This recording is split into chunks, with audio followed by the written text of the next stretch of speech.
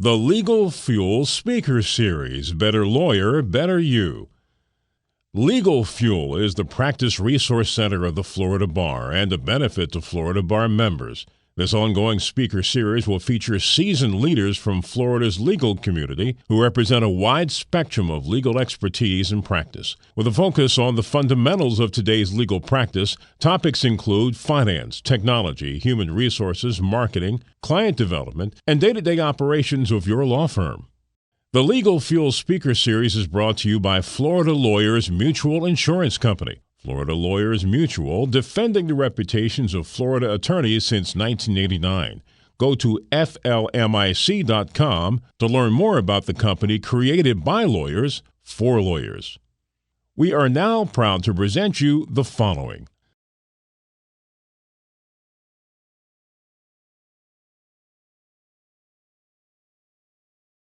Enhance results through effective communication. Well, here in Florida, wouldn't it be great if we were all bilingual? And perhaps you are, but let's think of it a little differently. Interestingly enough, Gordie Howe, former professional hockey player, said, all pro athletes are bilingual. They speak English and profanity. Well, we're not going to talk about profanity today, but let's think about being bilingual as an attorney, as a lawyer. Well, all attorneys are bilingual too. It's just they speak English and lawyer. Yikes! What do we mean by that? We don't want to speak lawyer all the time. Of course, it's wonderful you've gotten your degree. It's terrific that you're working with your clients. It's just sometimes our communication isn't as effective as it can be. So, truly effective attorneys are bilingual too, yes. They speak English and compassion for their clients. Isn't that what you set out to do? You all have your own personal reason that you became a lawyer, and certainly your clients are part of it. So here we go. Remember the purpose of what we do. It's important that we want to help others, and that is how we work through our communication, is assisting them. So welcome to Enhance Results Through Effective Communication. I'm Debbie Lundberg. My firm is Presenting Powerfully, and you may wonder what in the world is this non-lawyer doing talking about communication for you in the CLE? Well, interestingly enough, my background comes from working in the auto industry. Throughout working in the field, I headed up, in the end, legal and product allegation for the United States, Puerto Rico, and Virgin Islands. So I was fortunate to have a wonderful team of lawyers, paralegals, and a lot of engineers on my team. At the same time, I worked at Junkley, training Dale Carnegie training, became the instructor of the year, did a full retirement at 34, and used that money to seed my business, Presenting Powerfully. So with that, I get to work on communication, behaviors, and relationships throughout the United States, because I believe we have become slobs in the way we communicate, behave, and relate, so we can reverse that slobification. And here's one way.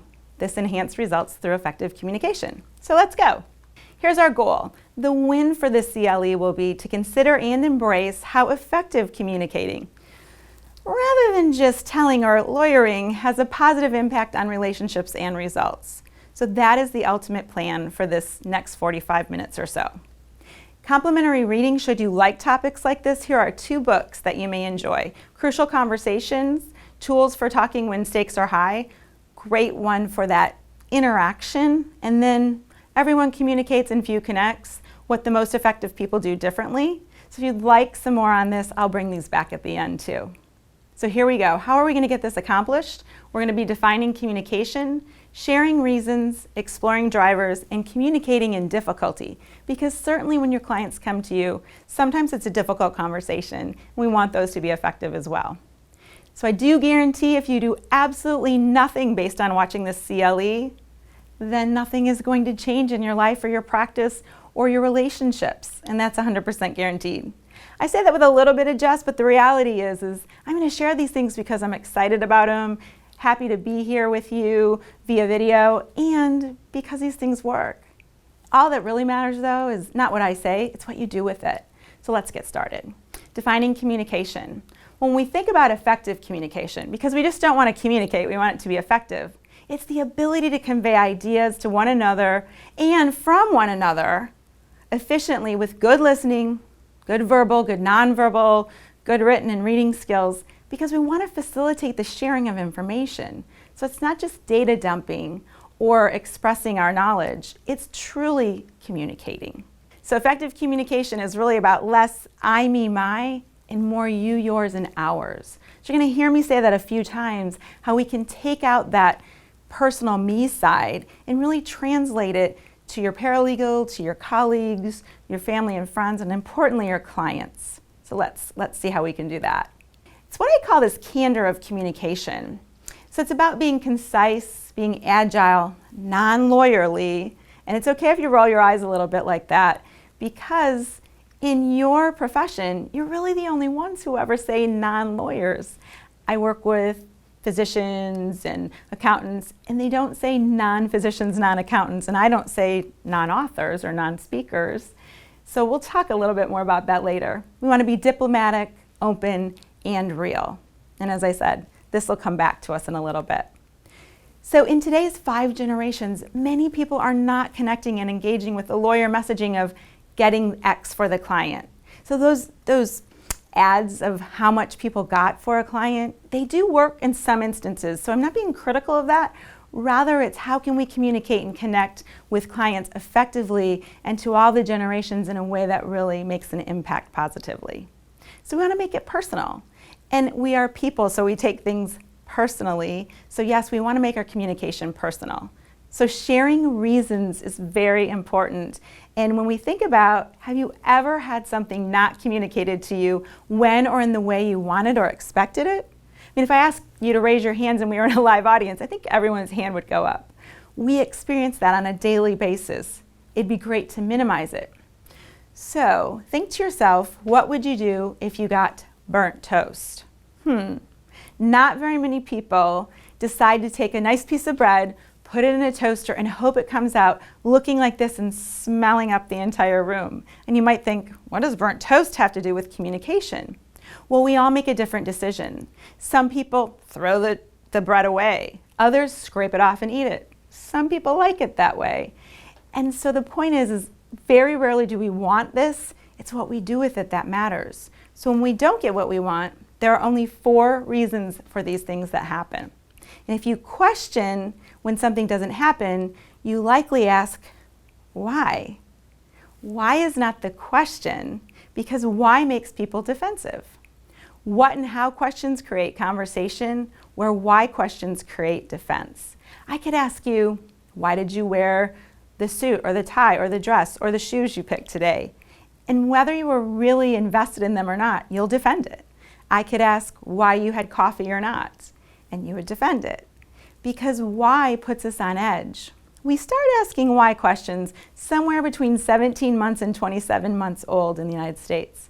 And parents probably start saying because about 2 weeks later. Why doesn't get us to the point. So instead, let's say what are the reasons behind what isn't happening and how do we overcome them? So the 4 reasons for things not getting communicated by someone in our worlds are: number 1, they don't know. Number 2, they don't know how. Number 3, they simply don't have capacity. Number 4, they don't want to. It's true, some people don't want to do things or communicate things. When you think through this, if something doesn't go the way you wanted it to or expected it to, I'm encouraging you to please think, did the person not know? Did the person not know how to do this? Did the person not have capacity to handle this? Or did the person simply not want to? And then once you figure out which 1, 2, 3, or 4 of these reasons it was, then think about how to overcome it. If we address these reasons, when people don't know, it's important we provide information to them. Yes, the data, the documentation, that's important. If people don't know how, we want to provide coaching to them. Here's the rub with this one. People don't all like to be coached the same way. We tend to coach people the way we've been coached. Having been an athlete since I was about 4 years old, I've had many coaches in my life. And sometimes these coaches push really hard. Sometimes they pull us along, and other times they encourage us. So if you're thinking, I don't know if this person knows how to do something, and you want to coach them, please offer coaching and not help. You can offer assistance, but a lot of people don't feel like they want help. And in that coaching, ask them, do you want me to give you the information and let you walk through it yourself? Would you like me to walk through it with you? Or would you like me to show you, you observe, and then we talk about it? Because once you find out the way people like to be coached, they will receive the information and the how to use it most effectively. Third, if people don't have capacity, let's assess them fairly. This can be one of the most challenging people for successful individuals like you, leaders like you, because we want people to be successful and we often see them in the way that we would like them to behave. So if we've hired them or had engagement with them, we do one of two things. We either clean it up after them because we don't want them to fail, or we say, I can't believe they didn't do it this way. When I was their age or when I had their experience, I would have blank. So it's important that we meet people where they are, look at their capacity to engage and be effective, and then work with them in that way. Now, if people don't want to, that's an attitude check. And first, it's on ourselves. And what I mean by that is we have to make sure that we know how, we have capacity, and that we want to answer that phone call, answer that email, walk through into that courtroom, whatever it is, get that straight for yourself so that you have the reasons to be successful. So those are our reasons. Now, exploring drivers. Here's a question for you. Are you feeling motivated? Because it's likely that you're a very driven person and you might think, of course I'm motivated. It's funny, sometimes people, when they hire me to do keynotes or talks, they say, oh great, you're a motivational speaker. I'm not a motivational speaker. We are not here to motivate other people. And sometimes people don't like when I say that. But let me explain. Have you ever thought someone was lazy? We've got this little couch potato here. Well, he's sitting there and he doesn't think he's lazy. But the reality is I don't believe anybody's lazy. It's okay if you disagree. Just give me a second on this one. Because we deem people lazy or even call them crazy when they don't do things that we think they could, the way we would, in the manner that we think they should. In other words, we're judging them. Everyone's motivated. They're just motivated possibly differently than we are, and therefore we're not connecting with them. So how does this play out? Well, in our country, we have 4 drivers, and yet 2 of them will drive them even more to say yes or no, to stay or go, to be your client or not, to move forward in your relationship. So let's think about that. These 4 drivers compelling individuals, their actions, conversations, and outcomes are time, money, people, and opportunity. And all of them impact communication in some way. And so what do I mean by these? Well, if we think about time, what we mean is we might want more or less time to do something. Time individuals are often pen clickers, foot tappers. They're like, are we there yet? They're in a rush. They can be impatient, but it doesn't mean they're inappropriate. It just means time is one of the real focuses. Money-driven individuals mean they want to save money. They might want to spend less money. I'm not here to judge. Maybe you want to make more money just so you can spend more money. But these are people who look for value, return on investment. How much does it cost? How much can we save? And then we have people-driven individuals. These are people who say, I want to meet your team. I want to come to your office and meet everybody before I decide on the lawyer I'm going to work with. People want to know who's going to be involved. Their environment is really guided by the other people less than necessarily the outcome. So if you think there are people you want to be around more, people you want to be around less, if people will say to you, I didn't feel good in your office, I didn't like the vibe of the people, then they're driven by that. Opportunity is not a catch-all. It's the 4th one. Could mean power. That word means a lot of different things to a lot of different people, but that could be advancement, could be an opportunity to experience something, could be curiosity. But opportunity means that somebody wants to be recognized often. They want to have something special that can't necessarily be bought with dollars or just around the people or with time. So what happens is in this time, money, people, opportunity, motivation scenario is 2 of the 4 drive us at any time. The caveat here is it'll change throughout our lives. Major life changes, perhaps the reason someone's coming to you as a lawyer, they're buying a business, selling a business, getting married, getting divorced. Those are major life changes and it could shift the order.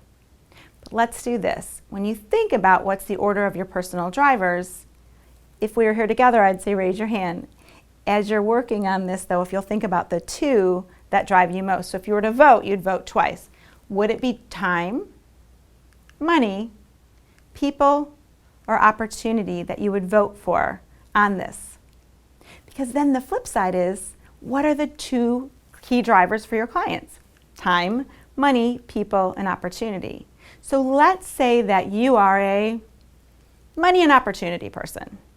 And let's say you end up with a client who is driven by time and people.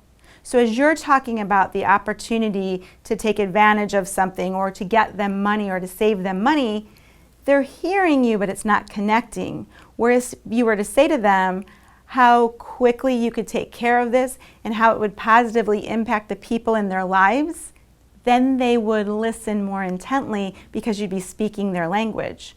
The catch is we speak the way we think. And we think the way we operate, and therefore we communicate often in ways that aren't as effective. The great thing is you can listen for these cues and clues because we give them away all the time. We say to somebody, oh, was it a long drive today? And you say, oh, I didn't mind the time, it was beautiful. This person isn't a time-based, they're more opportunity. And then you might think about what else they tell you in that story. And if they talk about their family a lot more than their job or their business, then they may be people. So you want to listen for those things. Or, gosh, this sounds crazy, but ask them, what's most important to you? And you want to use that not to manipulate, but to communicate with them. So I challenge you to think, hey, we tend to think and therefore communicate the way we operate. The catch is not everyone's operating the same. And if you're going in to get your shoulder operated on, you don't want somebody who does great nose jobs in the meantime, but is coming in with the wrong process. So ensure that your process is appropriate for your clients. So the question really is, are you considering other people's drivers, your clients' drivers, your colleagues' drivers, or just your own as you attempt to communicate? So remember that. If you feel like there's ever a rub or a miscommunication, think, what's driving them? Am I connecting with them on their drivers? Because you're not here to motivate anyone else. You can connect and inspire them. And with your expertise, you're poised to do just that.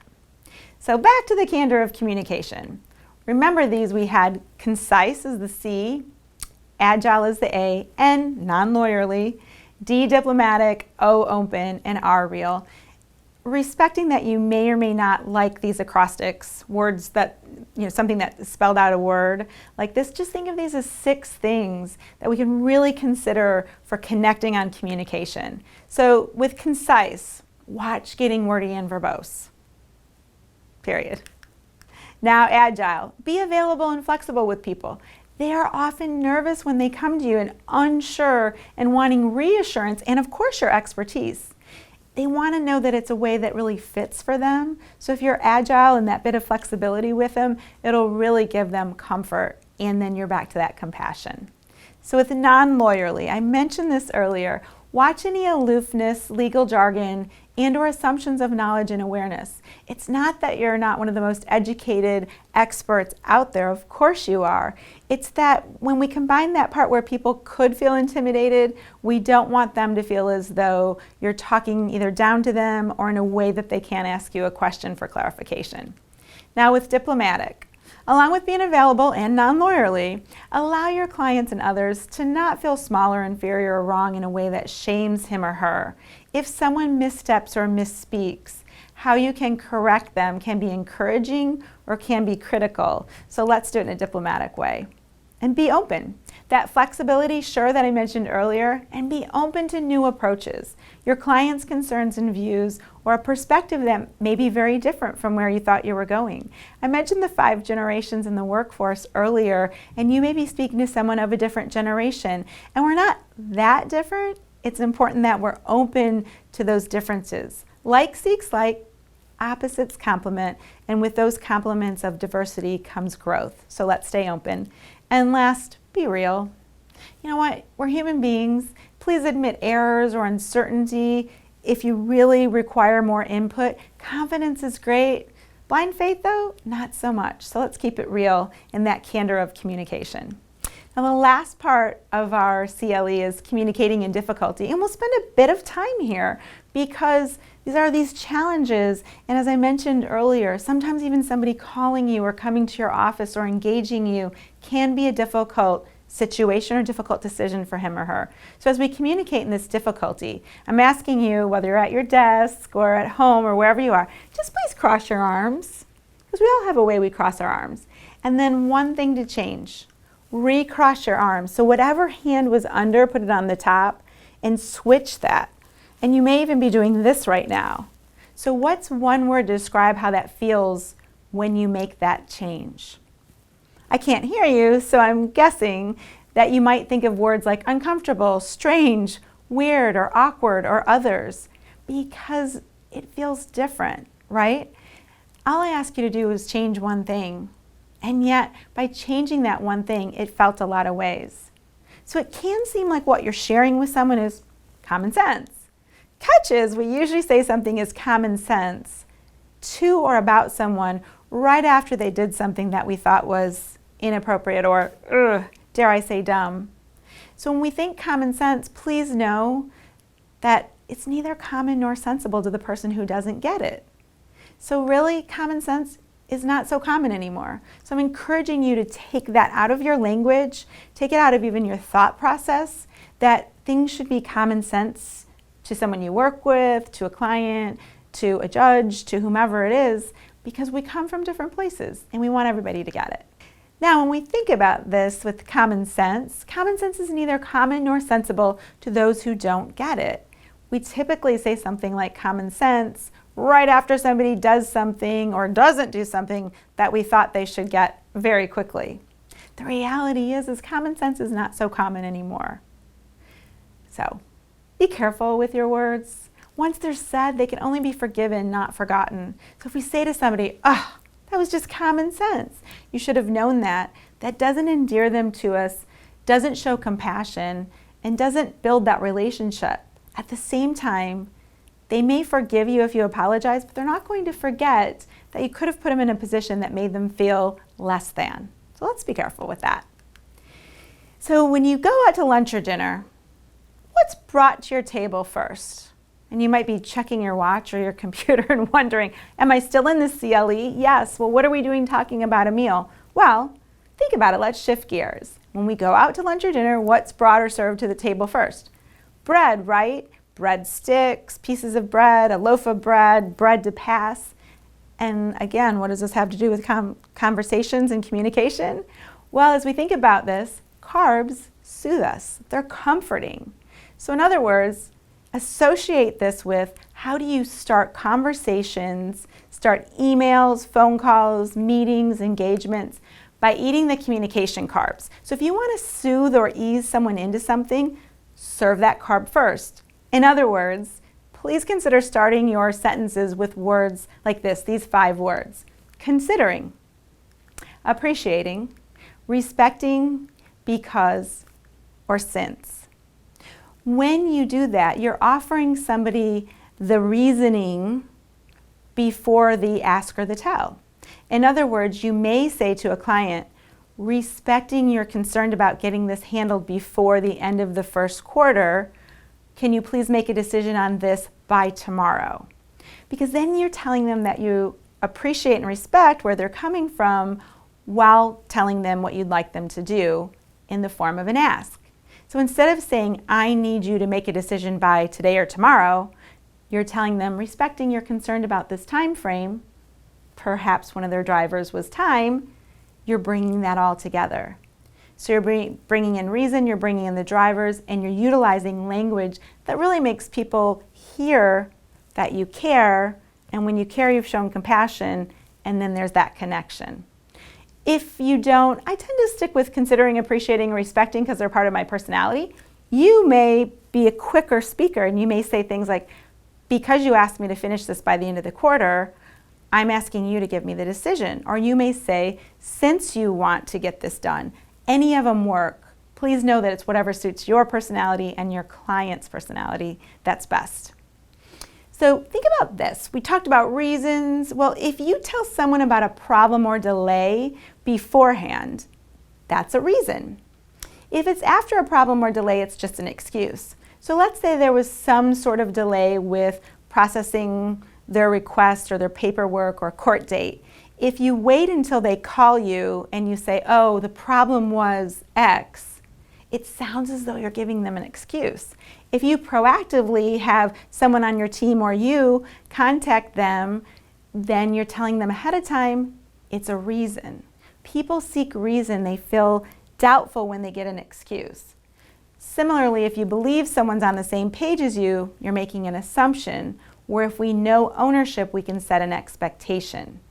In other words, let's bring reasons, let's set expectations very clear with dates. We're in a time in our society where we're feeling sometimes that we can't give people expectations. They're not a negative thing. They allow us to have good boundaries and good communication. So with this, when you provide reasons to others, they can and likely will be reasonable with you. When you provide excuses for yourself, that behavior becomes inexcusable to others, and they likely won't be very reasonable. So let's stick with reason, let's stick with expectations. Because the difference in assumption and expectation is our communication. It's this bridge that brings us together. So we're going to have some disagreements in the office, in our personal lives, perhaps with clients, perhaps in other organizations you're in. It's okay, because disagreements don't have to be arguments. They don't. They can be intelligent disagreements, different sides. We can think collaborate and not compromise. Please, if you're in a disagreement, please do not say to somebody, well, we're going to have to compromise. Because the person who says let's compromise is really secretly thinking, I want to lose less than you lose, so let's compromise. Similarly, the person who says let's meet in the middle feels he or she is a lot closer to the middle than you are. So, there are winners and losers in games, but we don't have to have losers in a disagreement. We can simply decide what's best for the situation, what's best for the client, what's best for the case, and move forward without this winning concept. So we're going to agree with a person and disagree with an idea. And I'll bring that up when we talk about feedback too. But if you are in a meeting or a group or you're working on a team with your clients and somebody says something that you like, great to use their name. It may seem small or simple, but that small and simple makes a big difference when you say, yes, Tom, that's a terrific idea. Now, if you don't agree with an idea, we'll get to that part of how you may want to incorporate disagreeing with the idea, but not necessarily, certainly not attacking the person. I mentioned earlier, it's going to come back again, replace why with what or how. So if you're asking someone, instead of saying, well, why would you think that's a good idea? Say, what would you anticipate would happen? How do you see that playing out? Even for no other reason, just think about your facial expressions. When you say why, it's very crinkled, it's very much a negative body language, but when you say what or how, it opens up your face, therefore opens up your communication. So if you're going to have this disagreement, and you are, let's think about hosting it. Because often when we hear something we disagree with, we say, well, that's a bad idea. We would never do that. We've tried it in the past and it didn't work. Instead, we're going to do the following, if you agree. There are 4 things. You want to make sure you heard what the person said, that you're open to their ideas, that you share a story after that, and you tell your view last. In other words, we're flipping it. What we usually do is we tell our opinion, and then we attempt to support it. But by the time we tell somebody it's a bad idea, they've stopped listening. So if we make sure we truly hear something, let's say somebody offers you something for a settlement. You want to say, it sounds like you're offering X amount of dollars with X, Y, and Z. Make sure you hear it. And then tell them, if it's true, my client is open to having some conversations about this. And then share a story or a fact that you may have by saying something like, interestingly enough, in a similar case in the past, we had this happen and we had this offered, and in the end it didn't cover my client's needs. And as a result, now you tell your view, we're not okay with this. So instead of immediately giving your opinion, save that to last because people will likely receive it best. So that's what I call disagreement hosting. In any of this, the reasons, the drivers, and especially in disagreement, let's avoid past-based language. Past-based language will get us caught in the past of people proving us wrong. In other words, let's not use always or never. The first time you say, well, you always do this, or you never bring this, and I encourage you to talk with your clients about this too, is someone will say, oh, that's not true. It was 2014 on a Wednesday, I did it. And so they prove you wrong with that. And we get caught up in the language and proving the language wrong as opposed to moving forward in our communication. Let's watch but, and it is what it is, as well as be the bigger person. These things tend to take us negative. If I say, that's a nice idea, but it won't work here, anything said after the word but negates everything said before the word but. But for most of us makes us feel as though you're turning the tables on us. Now the expression it is what it is, it's an interesting one, and people will disagree with me on this, and that's okay. They have every right to. It started as a positive. People would calmly say, okay, it is what it is, let's move forward. But now we tend to say, it is what it is, and we walk away as though we're saying to the person, I'm getting the last word in, and we can't change it. So it's become negative a lot in our tone. Similarly, be the bigger person. If somebody's telling you that they're going to be the bigger person, how are they being the bigger person when in fact they're telling you that they are? Let's just avoid this past-based language that'll keep us doubting it, and make sure that we listen. We want to look at the other person and really see that person, not just the disagreement or the argument or the point they're making, but see that person for whom he or she is.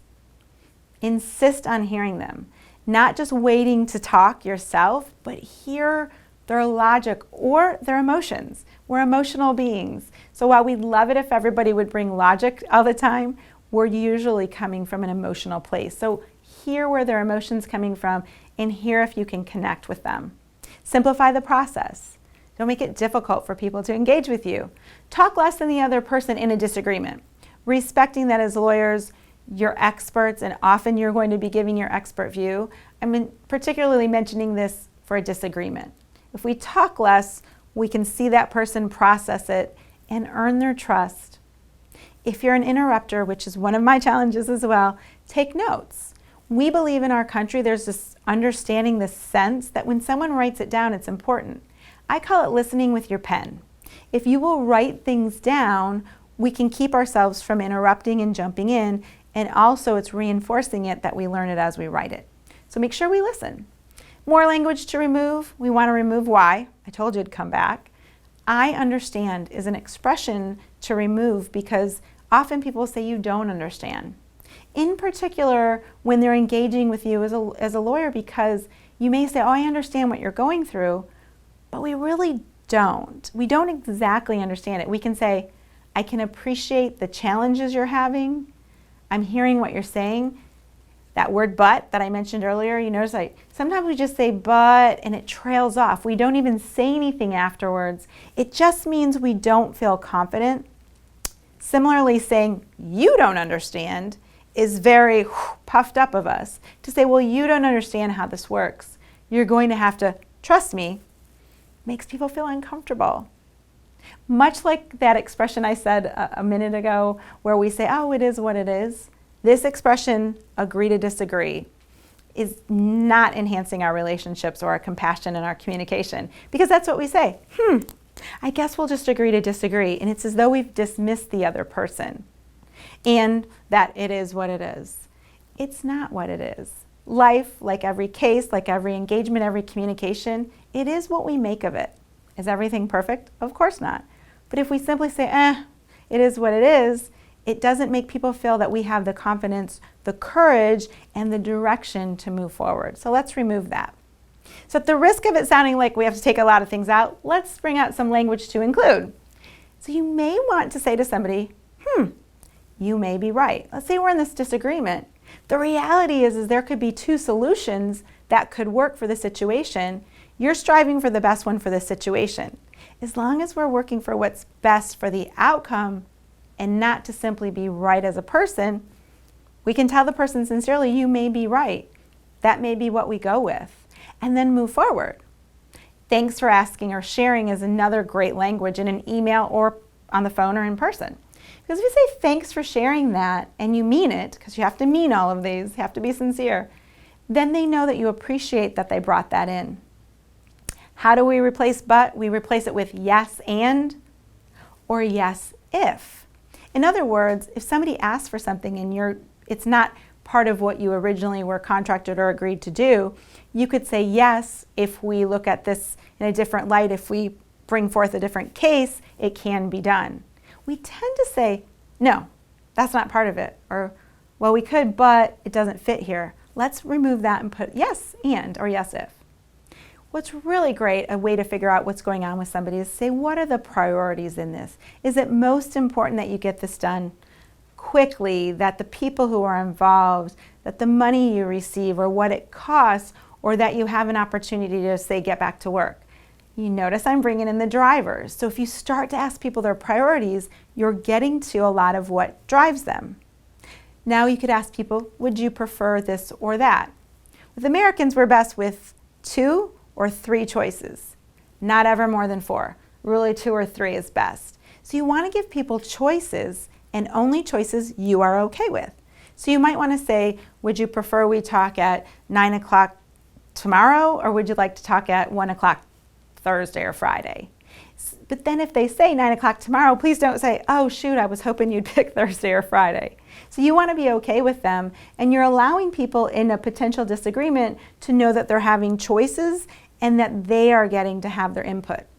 And one of the last things, think of, in what way can we make this work? In what way can we move forward?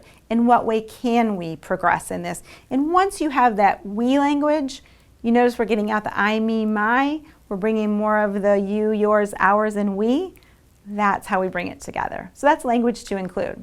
Feedback is a gift, if we let it be. So as we're thinking about these disagreements, even in conversations that aren't disagreeable, you could have a client be speaking, could be in court, could just be given a deposition, and you want to give him or her feedback, or you're assisting and mentoring another lawyer on your team. Let's think about feedback being that gift and how you may want to give it and receive it very well for that compassionate side of our communication. So feedback is providing input based on expectations, observations, and results in an effort to assist someone in improving themselves and their impact. So that's the definition I'm encouraging you to think about for feedback. Whereas criticism is telling somebody what was done wrong based on your opinion in an effort to get the person to do things your way or make the person feel like something was done wrong.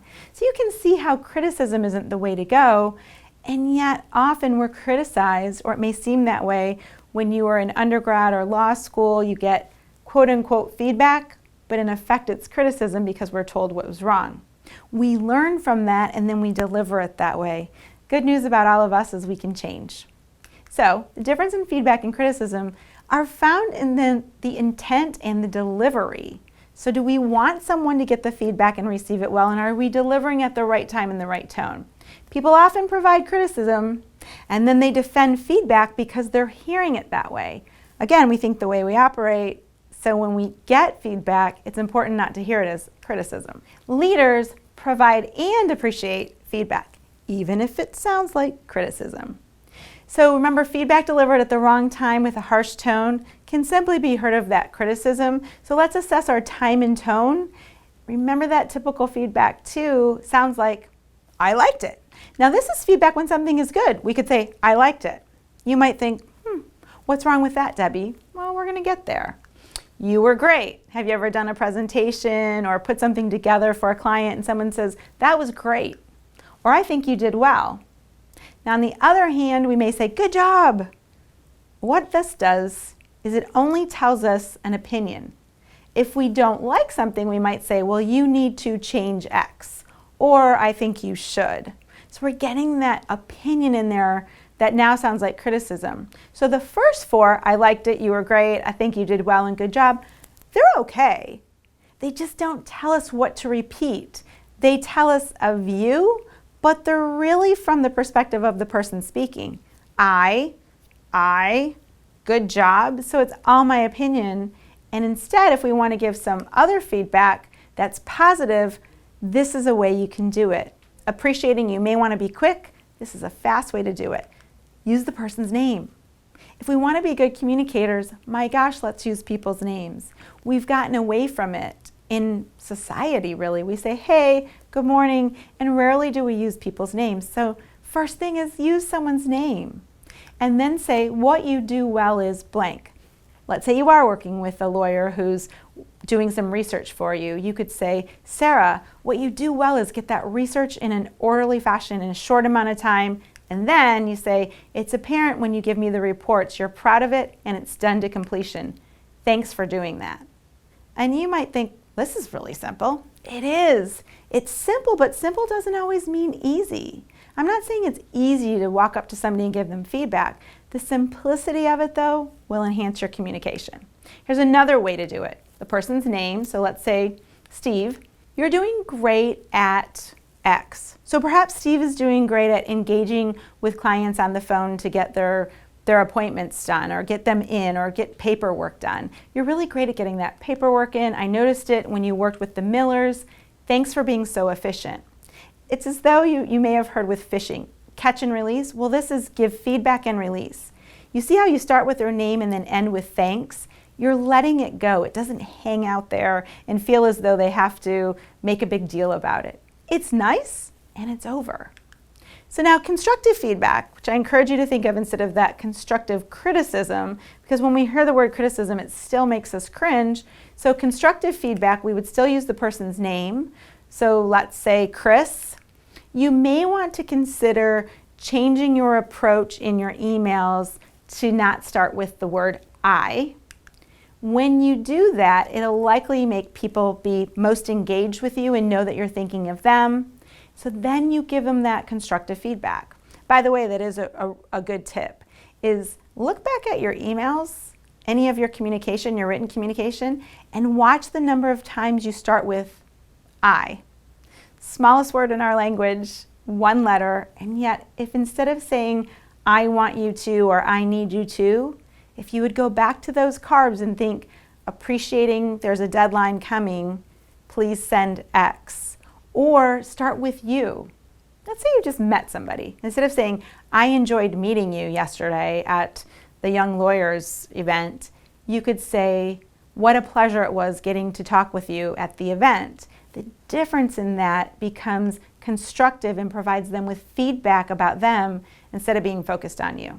So I digressed a little, but anyway, more on providing constructive feedback. Here's another way. The person's name, regarding, because you may be very brief. If brevity is part of it, you could say, all right, Dave, regarding this case, you may want to consider changing this to that. I say this because it's important we have things in order in the short amount of time we have.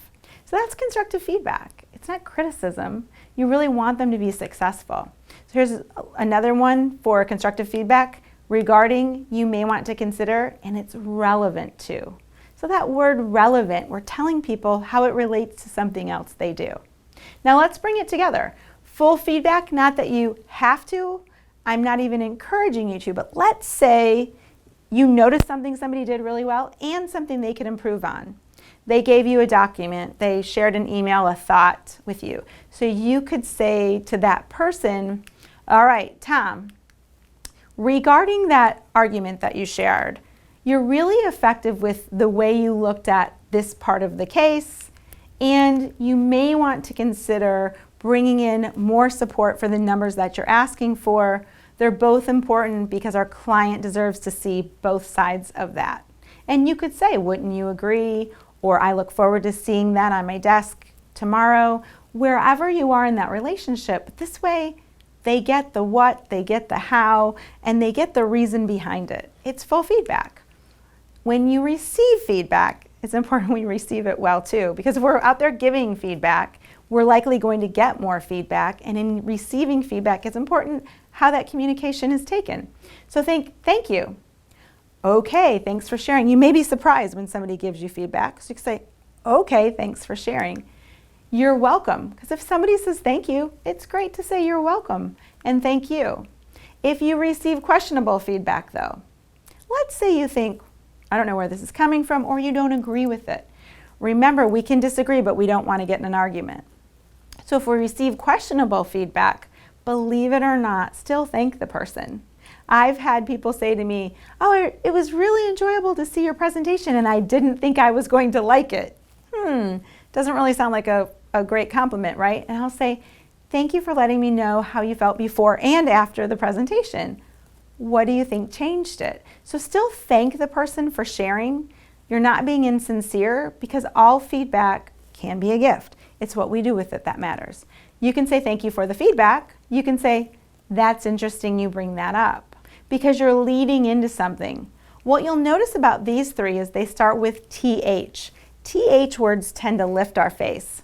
Again, small, may seem simple. At the same time, if we get feedback that we're surprised by and we say, what? Why did you say that? We look very defensive. But if we say, thanks for sharing, or thank you for the feedback, or that's interesting, it's going to lift our face and give us an approachability that plays into that compassion. Additionally, we could say, that's something I have thought about, or that's something I haven't thought about. At no point do I want you to feel that this is encouraging you to be insincere. It's okay if you say, that's something I haven't heard before and I'll take it into consideration. Thank you. Then we could get to okay. Now if you really disagree, instead of saying, no, I don't agree, you could say, okay, please give me an example or please tell me more. Because what we're saying to the person is we're open, we just don't understand it. That's okay if we don't understand it. Remember we talked about being real earlier in that candor conversation? That's the real part, is please give me an example. Please tell me a little bit more. And then walk me through that fully, please. You may have had it happen, I know I have, where somebody just gives us an offhanded comment of, you've got to slow down, or you've got to stop and smell the roses. And if we say, hey, thanks for sharing that with me, walk me through that fully. What gave you the impression that I wasn't? Because they could have really good feedback, or they may not realize how their comment sounded. So we're giving them a chance. And as we bring this all together, all of it, the reasons, the drivers, the candor, the idea of hosting disagreements and more, in the end, it's important we have an ego check. You are tremendously educated, you're tremendously capable, you're tremendously successful already. So in that I mentioned, people can feel, wow, this person has so much information. So it's good for us to do an ego check if we are in the position of expertise or assisting others. In other words, expect no credit. It's okay if somebody doesn't get your name exactly right or doesn't get the firm exactly right. We want them to, and I know it's important to you, but if we don't get the credit, but in the end, what was best for the client happens, then that's okay. We want to give others opportunities. Can you bring other people into the conversation and the communication? Can you give people a chance to be successful? And offer assistance or service, not help. I mentioned that briefly earlier. It's a peculiar thing in that only about 1/4 of us in the US feel as though we want help. Think about when you went into a retail establishment recently, if you have, and somebody says, how may I help you? Most people say, I'm good, no thanks, I'm just looking. But if we switch that, and I've done this with clients, and say, welcome, how may I assist you? Often people will say, because in our minds, we feel good being assisted or served, we just don't feel like we require help. So it's okay to offer assistance or service to someone. Now on that check side, the C is calmly ask for insight. Similar to what we just said is, please walk me through that. Let's say somebody seems to be going down a path that doesn't feel right, doesn't seem right. Have them come back. Please walk me through how that happened. And you're calm. The H, have an open mind and an open spirit. And that may sound a little out there, but the reality is if we're open to people and we're open to opportunities and open to their differences, we can come in a spirit of collaboration that was mentioned earlier as well. The E is exit these expressions, you need and why. Yes, I think it's the 4th or 5th time I've mentioned that about the why question, and you may have picked up on that. The change this will make in your life and in your practice will put people in a position of feeling that there's communication and not just telling. We can compel people with what and how. We're just telling them to answer us with why. The you need is also a bit bossy in the fact that we're saying, well, you need to get me this, or you need to understand. Instead, go back to those carbs, bring it all together. Our other C, create a win for others by allowing them to be right. If in fact it costs you nothing, then let them have that idea be their own. And keep your tone and energy positive and solution-based. That's our ego check. We bring this all together in that compassion. So when we look back, we looked at defining communication and how it's really about engaging with another person to convey that information successfully. Not just telling, not even selling them on an idea, but really compelling them to move forward with the message. We shared the reasons, and there were 4. People don't know, they don't know how, they don't have capacity, or they don't want to. And we figured out how to overcome them with information, coaching, assessing them, and an attitude check. Then we looked at drivers, that all 4 drive all of us. 2 are more powerfully focused at any time in our life. Those are time, money, people, and opportunity. And then in communicating in difficulty, we looked at hosting. How do we hear someone, be open, share a story or fact, and then tell our view? And we brought it all together with that feedback and our final of the ego check. So that's our look back. Our goal for this CLE was consider and embrace how effective communicating rather than telling or lawyering has that positive impact on our relationships and results. So I hope we hit that goal for you. If we think about it though, it's the real question of that guarantee. What will you incorporate? You probably do a lot of this beautifully and really well, but are there things in what we looked at that you can say, I'm going to change this, or I'm going to ask about those drivers. I'm going to think about how to coach someone. I'm going to utilize what and how in place of why. So as you're going through this and you're thinking about you invested this time in yourself and earning the CLE credit, what are 2 or 3 or 4 things that are realistic for you to incorporate into your position in your practice that will enhance your success that you already have? If you have questions that come up later, here's my information. You can certainly call, follow on Facebook, Twitter, or LinkedIn, or email me. And certainly if it's a quick question, I'll be happy to answer it. Because if I wasn't clear in anything, it's important that you get that clarity, and I'll be available for that. So when we look back and we think about these complementary readings, you could look at this anytime you want. And these 2 books in particular will really supplement it. So Crucial Conversations, Tools for Talking When Stakes Are High. That's Carrie Patterson, Joseph Greene, Ron McMillan, and L. Switzler. And then Everyone Communicates, Few Connect. What the Most Effective People Do Differently. That's John Maxwell. So if you are looking for more on this, there are some resources. Because as we said, wouldn't it be great in Florida if we were all bilingual? Of course, that would be great. Because some attorneys are bilingual, they speak English and lawyer, but now after we've looked at this with our effective communication, remember our truly effective attorneys are bilingual by speaking English and that compassion for clients. So thank you so much for your interest and for your commitment to enhancing your results through effective communication.